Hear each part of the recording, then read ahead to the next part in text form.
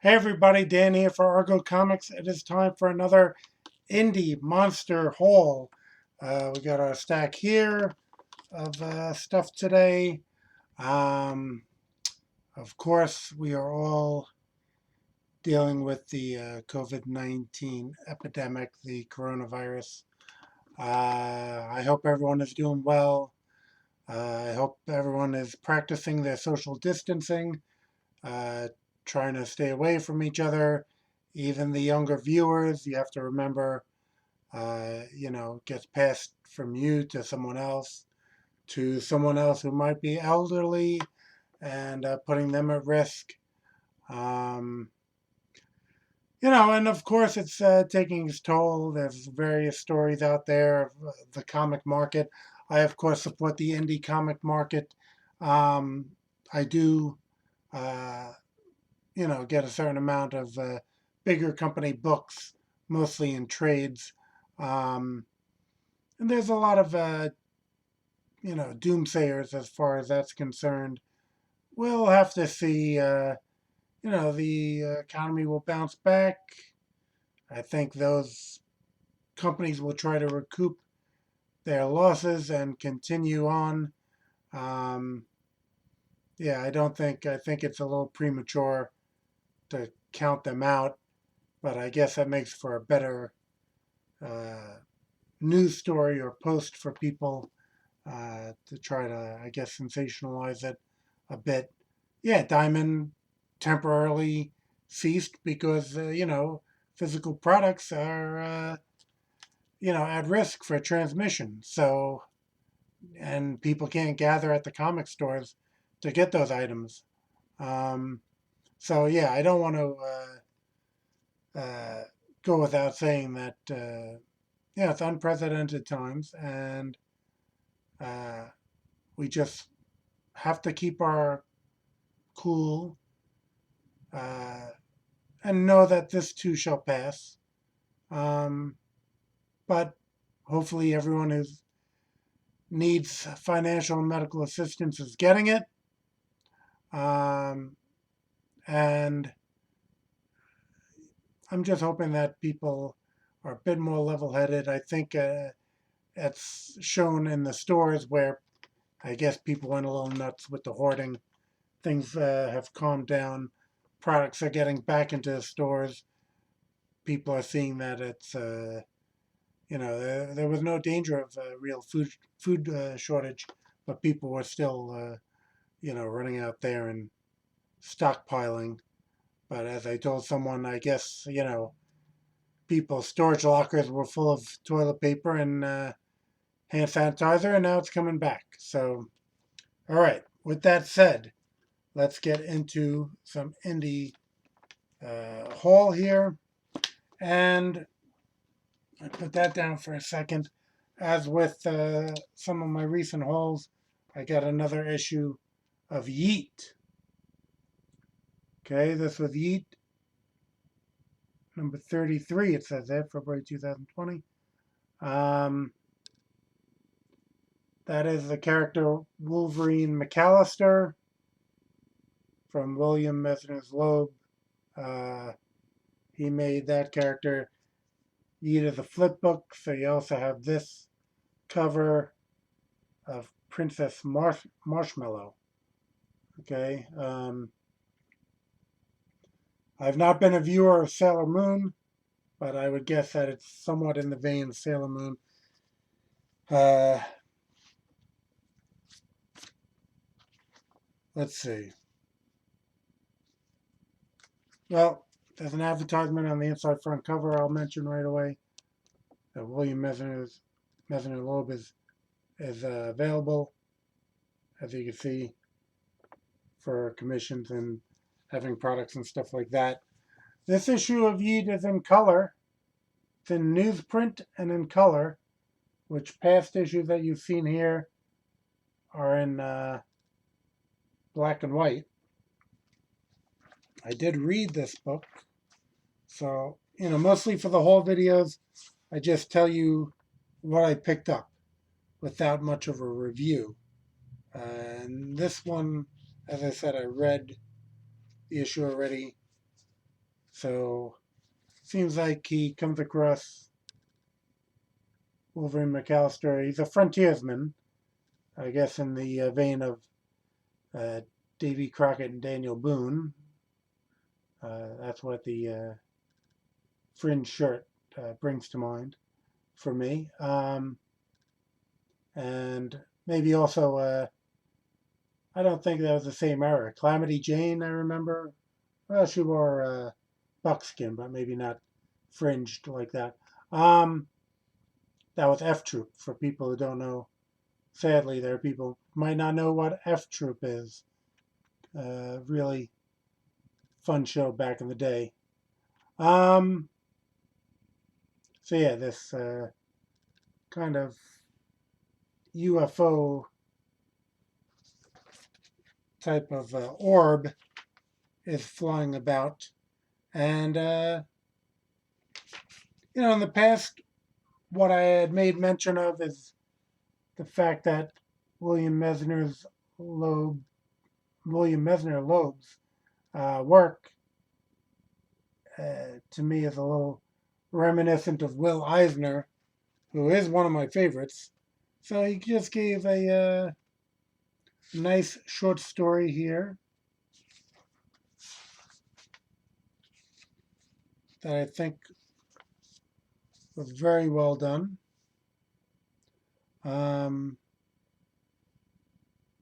This is a little ad. YEET is actually on Patreon. Yep, patreon.com/YEET magazine. So that's where you can find it. Then we had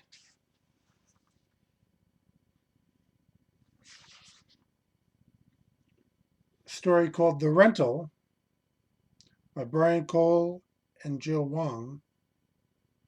Okay, which was basically a story about a hero. I think there was a backstory that he might have been a villain at one point, but he's a hero who has to kind of, I guess he doesn't have a superhero costume, so he has to kind of go to the costume rental store anytime evil is abound. So, let's see. What was this villain's name again?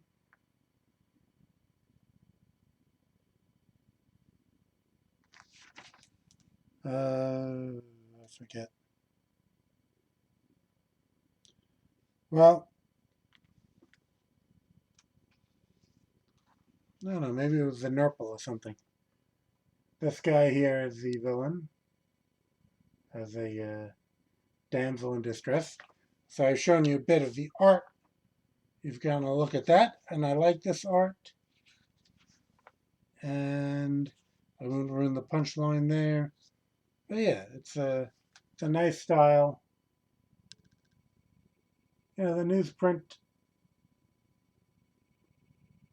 actually is good for showing stuff here because then we're not, there's no glare from glossy paper.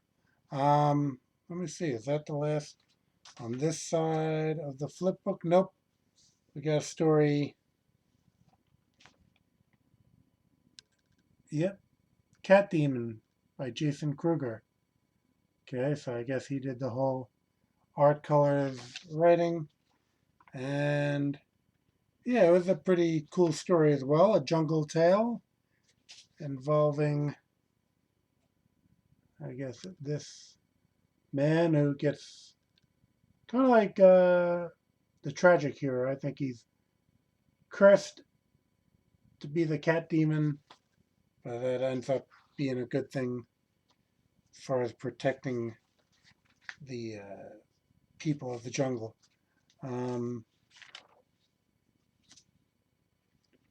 So I thought that was nicely done. Then we had a letters page. I think with the, we had the letters page, and then you have to kind of go and flip to the Princess Marshmallow cover. And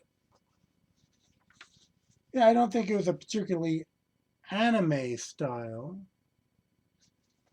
There's a good look at some of the artwork to show you what Princess Marshmallow even looks like. Got a look at her. And, you know, we saw the other hero in a rabbit outfit.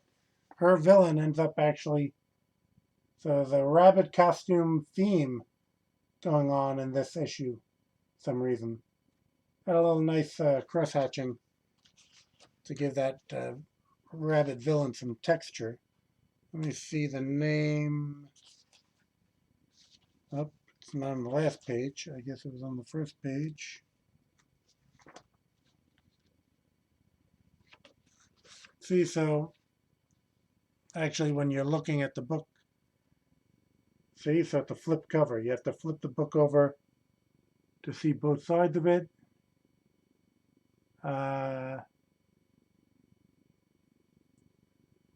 let's see. And Princess Marshmallow is James Reed art and Greta Fantini. Oh no, James Reed did the writing. Greta Fantini did the art. So that's for the Princess Marshmallow story. There's a little Princess Marshmallow pinup, and I guess that bird is her friend. He appeared in the story. He's actually on the cover. Okay. Hopefully she never gets in too much trouble, or we're going to find out what it sounds like when doves cry. All right.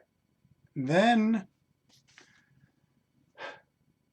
Chris Malgrain did this story, okay, which I believe is now available on Indie Planet as a one shot. So I'm not sure if it's the exact same content or not. And I don't even know. Now, is that Citterall or Side Rail? I'm not sure. Citterall? That sounds a little more like a name. The Last Earthman. This is a story basically about very reminiscent. If you're like a 70s Marvel fan, you'll know what I mean by kind of reminiscent of some of that in this art. Usually, I always see a John Byrne influence, but this might be a little more of an influence from even Buscema or something. Um, but basically tells the story of mankind's demise and how Citterall came to be. So you get the origin story of Citterall. And that pretty much did it with YEET. They had some actually back issues come up for sale recently, and I guess it was a very high demand because by the time I asked for some, most of them were gone. By the time I ordered, you're supposed to see what was available, then mail-in payment or PayPal. So at any rate, you'll get a look at them when I get them in the mail. We continue the Indie Haul with Gold Digger number 271. 271 issues of Gold Digger.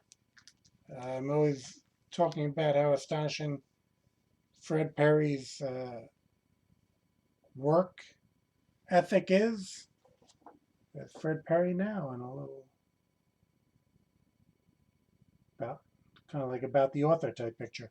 So yeah, he's doing the art, colors, writing, letters, the whole 9 yards. This is a little dark page.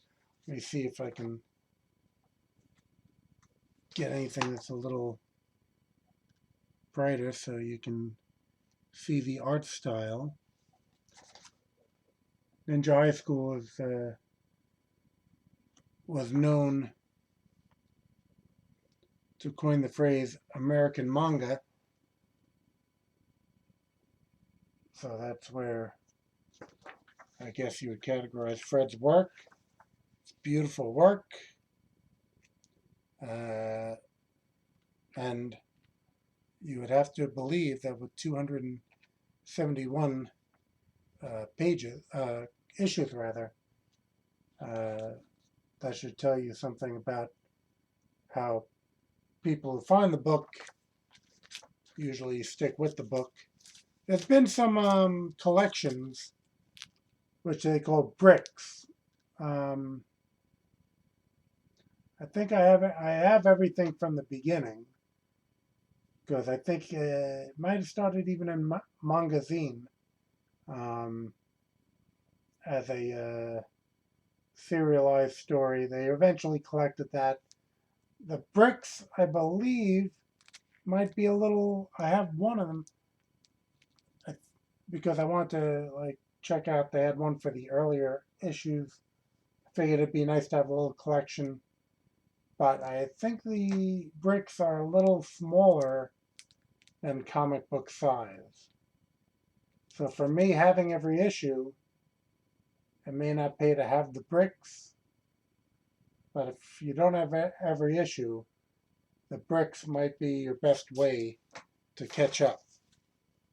Okay, Antarctic Press also put out this Crimson Scorpion comic. I believe this was serialized in Exciting Comics. I don't know if this is the same story as that. Your creators, David Furr, Joseph Olesko.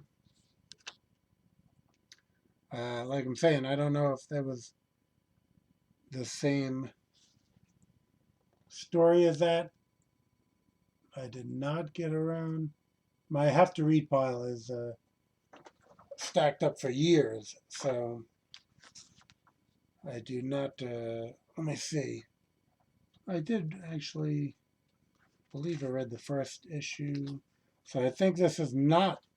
I believe this is original material. I don't believe this is the material from Exciting Comics, which actually Exciting Comics I think had his origin, and this we go right into an adventure. So no, this is not a reprint of that.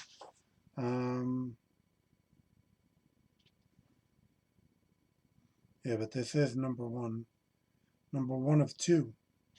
Okay, so maybe they'll collect, I guess, those serialized stories and this story into a trade paperback. So yeah, at the Antarctic Press it says 35 years,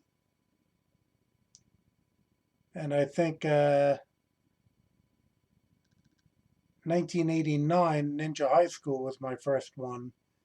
So I guess I've been there 31 of those 35 years collecting Antarctic comics. I went into the back issues, pretty much got everything before I started. Ben Dunn had really been the initial creator with Ninja High School, Mighty Tiny, Mangazine. I think those were the initial titles. Warrior Nun Ariella became a popular title, I believe, in the 90s, and now there is a show through streaming. I think it's maybe Netflix streaming for Warrior Nun Ariella. So always trying to keep up with Antarctic Press, talking about longtime publishers, AC Comics, which used to, and I think still stands for Americomics. Okay, Super Babes. Super Babes, I think, is pretty much just a restarting of FemForce, which FemForce was their long-standing title. I believe it's still going on. I think when, comic industry started having trouble, they pumped up the cover price to accommodate that, but kind of was a bit much to be paying per issue. Now, these days, on a Kickstarter, people pay more than or Indiegogo especially, people are paying more. Yeah, here you go, FemForce. So FemForce continues. FemForce is now $9.95, but again, seemed like at the time, like, oh my God, they're asking $10 for a comic book, but in actuality, Kickstarter probably have a going rate of about $10 now, and Indiegogo, I think, probably $25. So I think, what number are they up to? 189. So again, that's quite a stretch. But I have been picking up, like I said, Super Babes as it began. I'll read that, and I'll become reacquainted with the characters and see where I go from there.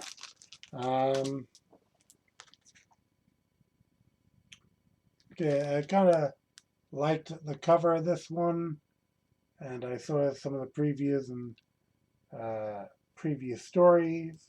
Preview synopsis of the story. Keenspot puts this out. AOC, the Superior AOC. This is number 2. I think you saw number 1 on one of my earlier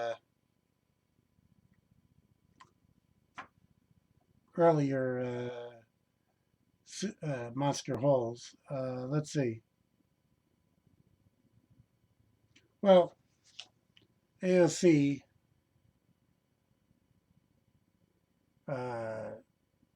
that's referring to a politician with those initials. Again, I found it to be a nice art and stories. I'm not particular follower of her political agenda or not. Alexandra Ocasio-Cortez, I believe it is. But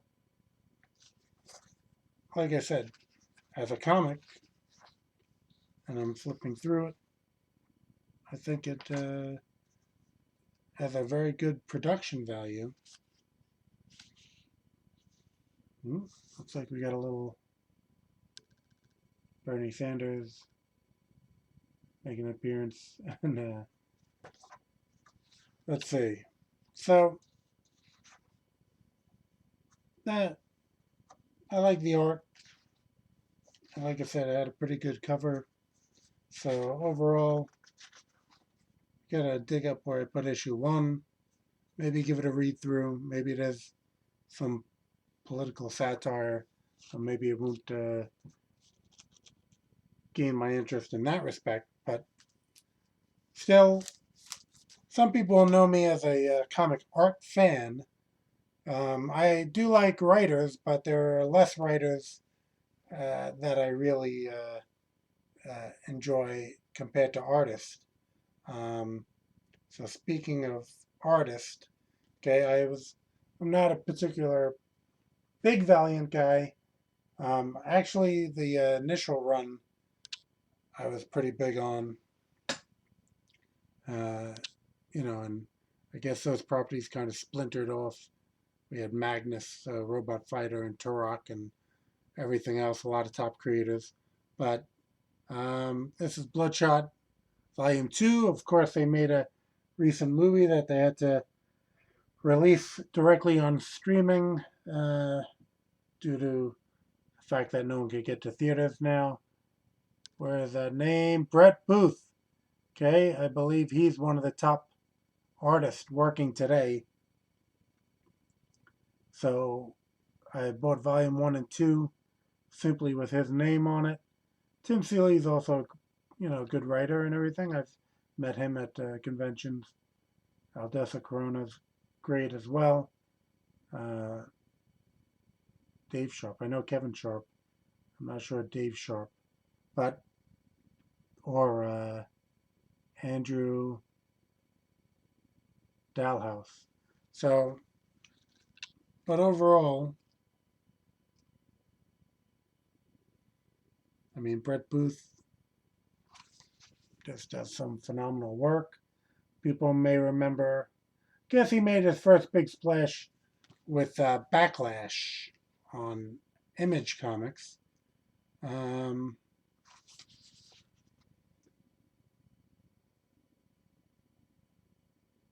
He's just a real phenomenal talent. Backlash on Image Comics. I guess somewhat recently he did Flash for DC. There's a shot of Bloodshot getting shot. And maybe some people are stuck at home right now doing a shot. So, again, I'll read volume 1 and 2. Maybe I'll enjoy it. But at the very least, I'll know that I have that beautiful Brett Booth art to look at. Here's a book I picked up called Moneyshot. Okay. Oh, are we double Tim Seeley? Is that who wrote this as well? Let me see Seeley on that. Yep, Tim Seeley.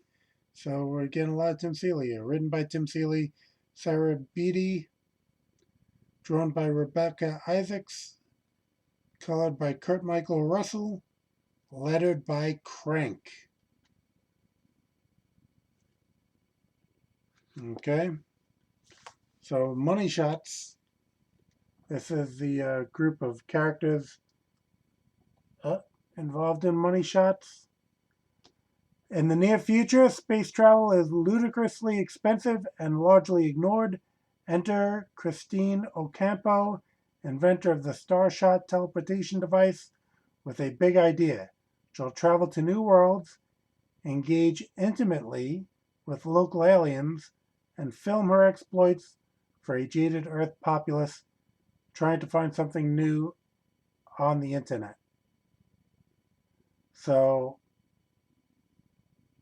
it's a story about scientists having sex with aliens for the glory of mankind and money. So I guess it's pretty much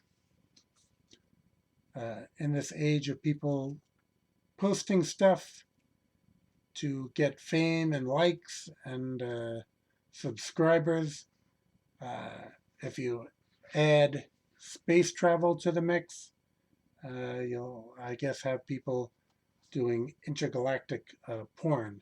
But it's not really, marketed as a kind of like X-rated type comic. Who puts this out? Vault? Vault puts this out. Okay, so it's not like it's, well, back in the day there was Eros Comics who put out the majority of adult content. But, there's a lot of this type of stuff in Image these days with sex criminals. And I think there was just one book called Sex or something.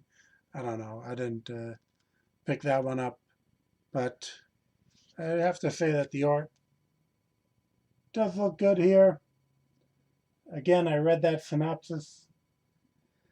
And I had read it in the solicitation. Thought it seemed like an interesting concept. Again, really like the art, which maybe is something that kept me away from sex criminals and some other books. I mean, Image, again, sometimes tries to push the boundaries and give some of the best books out there. Saga I really enjoy. Um, but if the art isn't there for me, that makes it a difficult sell. All right, we got this. I've been reading volume 1, so this is volume 2 of The Boys. Okay, they have these omnibuses to make it simple. I, like many of you, watched the series on Amazon Prime, enjoyed that a lot. So I've been reading the first trade, really enjoying it. Continuing number 2, as you can see, this is the comic art cover. Recent solicitations I've seen, instead of art, they have photos of the characters from the Amazon Prime TV show. So, given my druthers, I would prefer the art, and luckily that's what I have here. All right. Now, some may know that I do some comic art myself, and I just saw this nifty little set from Faber Castell, who well known for good art supplies. They had this comic book illustration box. Okay. Super securely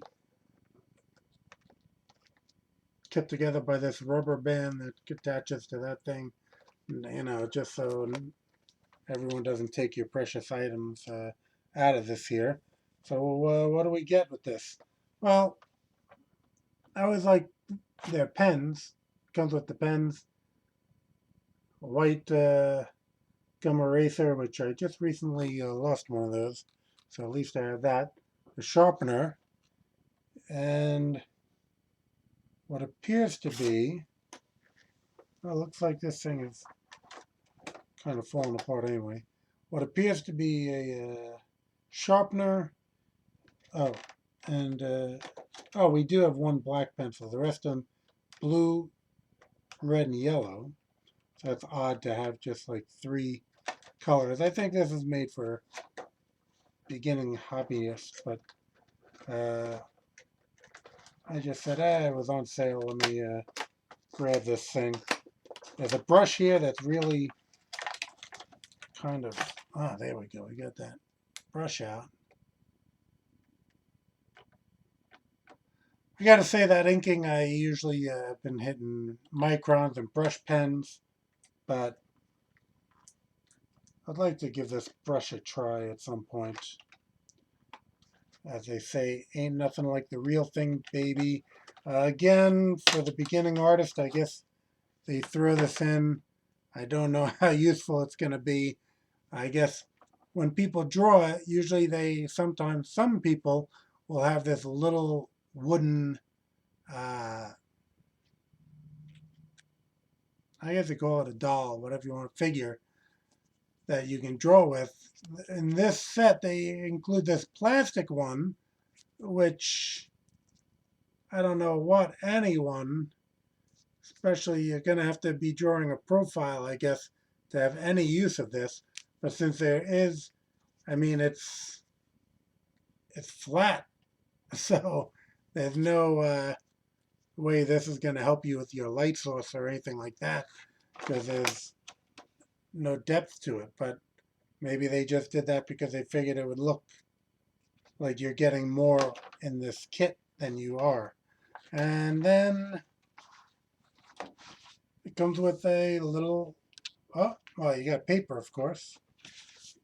Chuck in some paper there.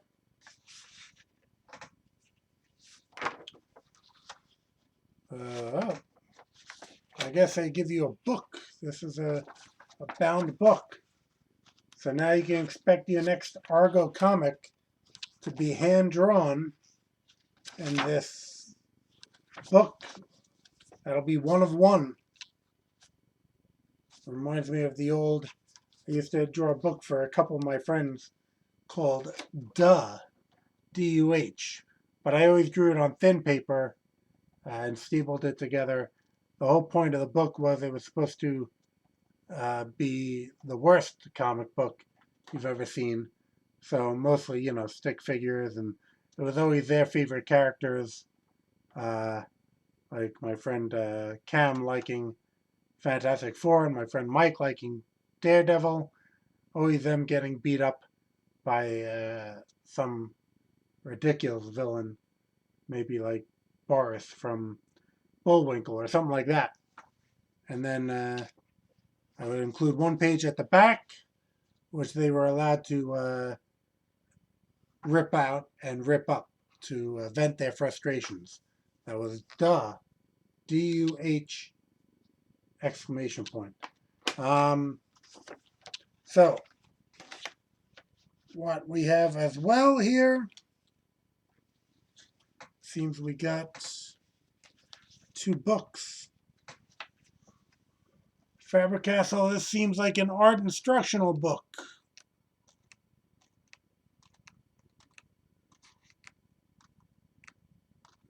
Perhaps a little simpler than my recent acquisition of Bart Sears' art instruction book, but nonetheless, they give you an art instruction book. Brutes and Babes was Bart Sears' famous art instruction column in Wizard that I think he collected and expanded. I got volume 1 in Kickstarter. I believe volume 2 I might still be waiting for. And lastly, with this set, you get a sketch pad. Very thin paper as well, but I guess good for just sketching in. So again, it was on sale. Get a lot of stuff here, I guess. And I think it's all legit, except maybe for that plastic dude. Sorry, plastic dude. That's like when you see that Evolution of Man thing. Maybe you can use this to draw that, where you'll have, let's see, get him right here. Nope, that didn't work. Oh well. The Evolution of Man, where he's walking and you have Neanderthal and everything behind him. So that's going to do it for this indie haul. Remember to go below, like the video, subscribe, hit the bell so that you'll be notified for new videos, and I'll keep bringing those new videos with new Argo Comics releases. You can go to argocomics.com, or you can look up Argo Comics on social media. And yeah, just keep coming back. We'll tell you what's going on. Thanks a lot.